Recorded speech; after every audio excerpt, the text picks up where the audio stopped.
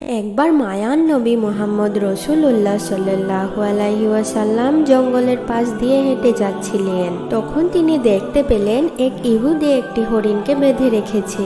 হরিণটি নবী সাল্লাল্লাহু আলাইহি ওয়াসাল্লামকে দেখার সাথে সাথে বলে উঠল, ইয়া রসুলাল্লাহ, ইয়া হাবিবাল্লাহ, আজ সকালে আমি আমার বাচ্চাদেরকে বাসায় রেখে খাবার অন্বেষণের জন্য বের হয়েছিলাম। এমন সময় এই ইহুদি আমার সামনে আসে এবং আমাকে বন্দি করে ফেলে।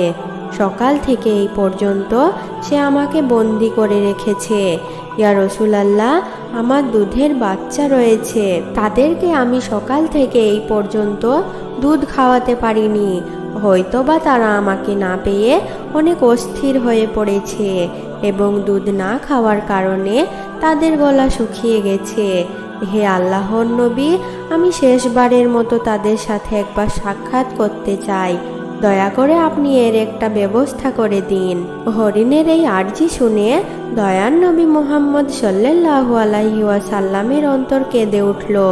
তখন তিনি বললেন, হে ইহুদি, তুমি এই হরিণকে আটকে রেখেছো কেন?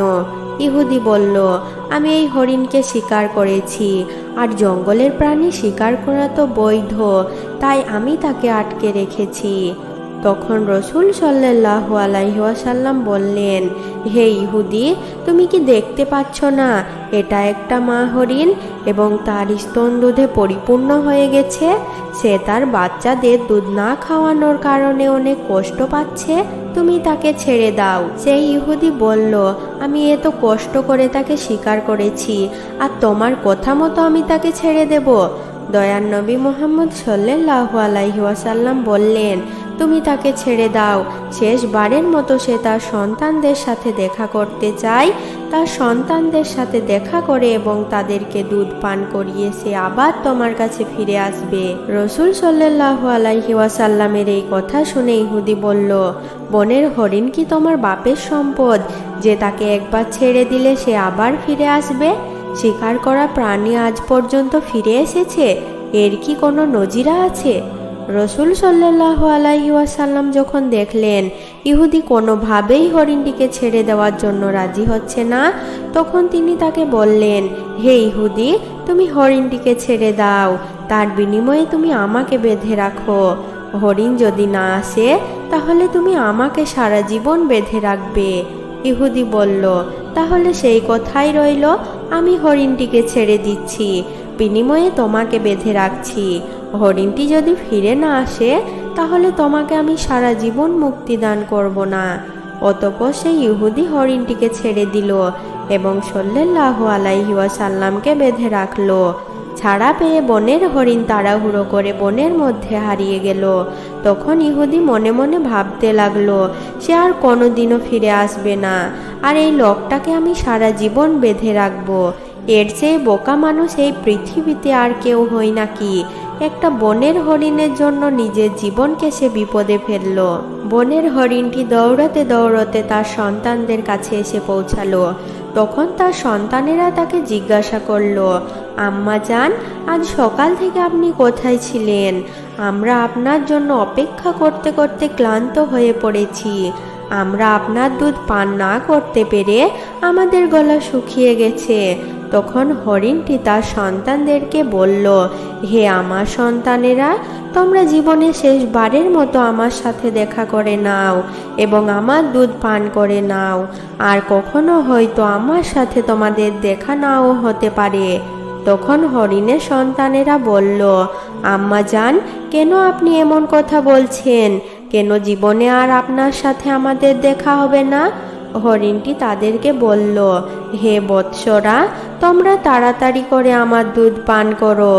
আজ সকালে যখন আমি খাবার অন্বেষণের জন্য বের হয়েছিলাম তখন এক ইহুদি আমাকে বন্দি করে ফেলেছিল।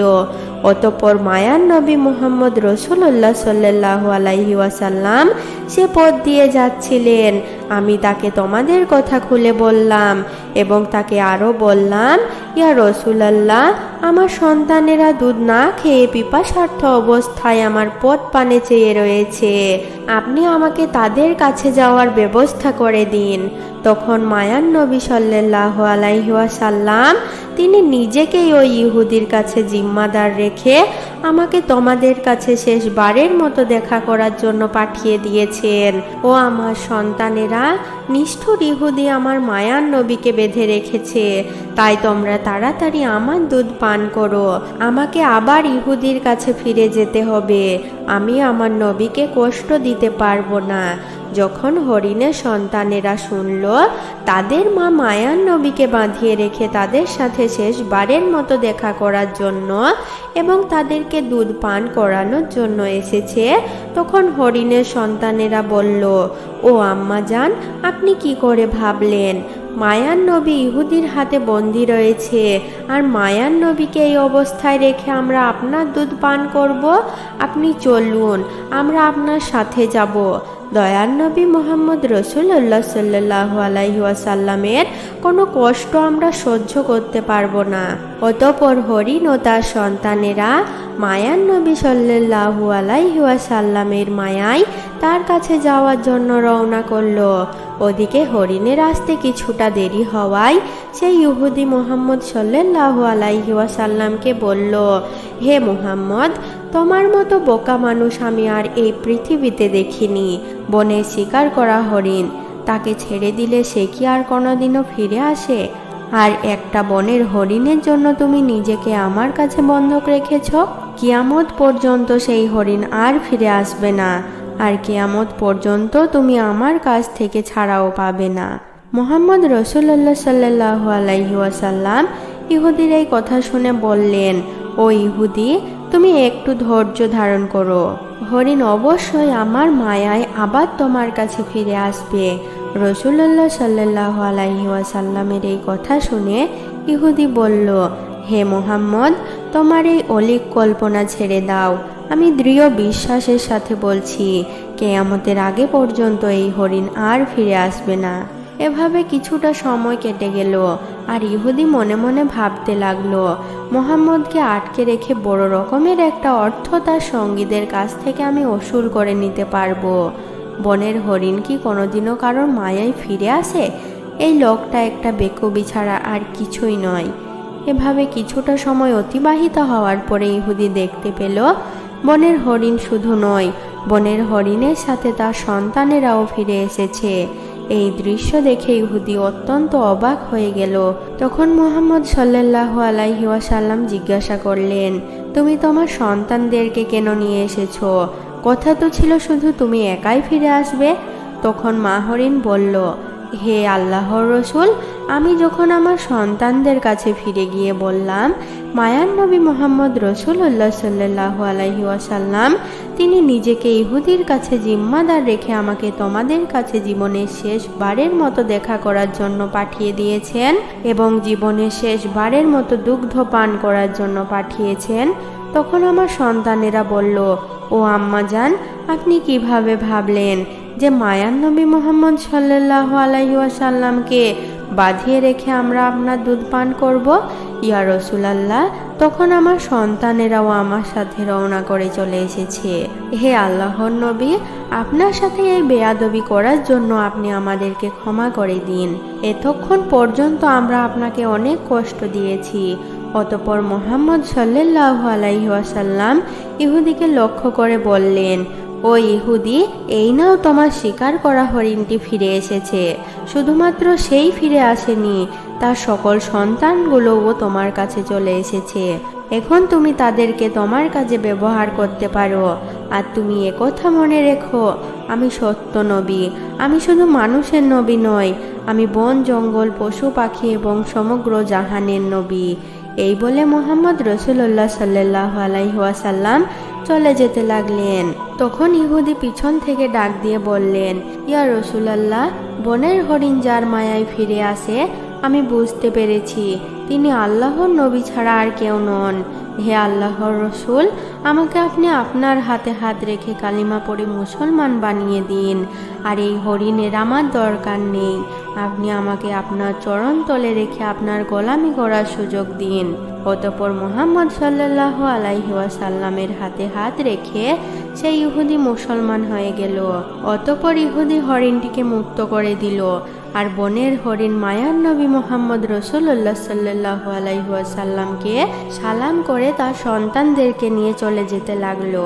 একবার রাসূল আকরাম সাল্লাল্লাহু আলাইহি ওয়াসাল্লাম যুদ্ধ থেকে ফেরার সময় একটি গাছের ছায়ায় শুয়ে বিশ্রাম নিচ্ছিলেন, আর তার তরবারিটি তিনি পাশে রেখে দিয়েছিলেন। রাসূল আকরাম সাল্লাল্লাহু আলাইহি ওয়াসাল্লাম যখন একটু তন্দ্রাচ্ছন্ন হলেন, এমন সময় একজন শত্রু এসে এই তরবারিটি হাতে উঠিয়ে নিল এবং তরবারির খলস মুক্ত করে তরবারিটি আল্লাহর নবী সাল্লাল্লাহু আলাইহি ওয়াসাল্লামের উপর তাক করে ধরল। এরপর আল্লাহর নবী শত্রু বলল, হে মুহাম্মদ, বলো এখন আমার হাত থেকে তোমাকে কে রক্ষা করবে? তখন আল্লাহর নবী সাল্লাল্লাহু আলাইহি ওয়াসাল্লাম নির্ভয়ে এবং প্রশান্ত মনে বললেন, আমার আল্লাহই আমাকে রক্ষা করবেন। আল্লাহর নবীর কথা শ্রবণ করার সাথে সাথে লোকটির শরীরে ও হাতে পায়ে কম্পন শুরু হয়ে গেল এবং কাঁপতে কাঁপতে তার হাত থেকে তরবারিটি পড়ে গেল।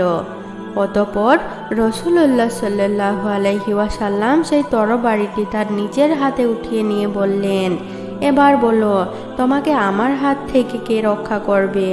তখন সেই লোকটি অত্যন্ত ভীত সন্ত্রস্ত হয়ে পড়ল এবং সে বলল, কোনো সম্মানিত লোক যদি প্রাণ ভিক্ষা দিতে চায় তাহলে তিনি আমাকে ক্ষমা করতে পারবেন। তার এই কথা শুনে আল্লাহর নবী সাল্লাল্লাহু আলাইহি ওয়াসাল্লাম তাকে বললেন, যাও, তোমাকে আমি মুক্ত করে দিলাম, তোমার কোনো ক্ষতি আমি করব না।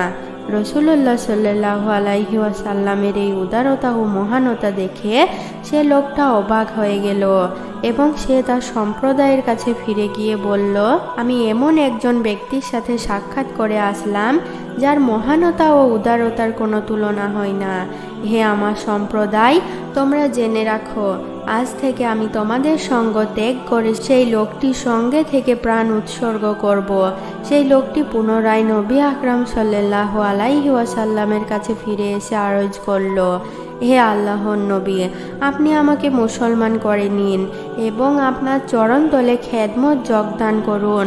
তখন আল্লাহর নবী সাল্লাল্লাহু আলাইহি ওয়াসাল্লাম তাকে কালিমা পড়িয়ে মুসলমান বানিয়ে দিলেন। বন্ধুরা, এই ঘটনাটা আপনাদের কেমন লেগেছে তা কমেন্ট করে জানিয়ে দিন। আর এইরকম ইসলামিক ভিডিও পেতে আমাদের চ্যানেলটিকে সাবস্ক্রাইব করুন।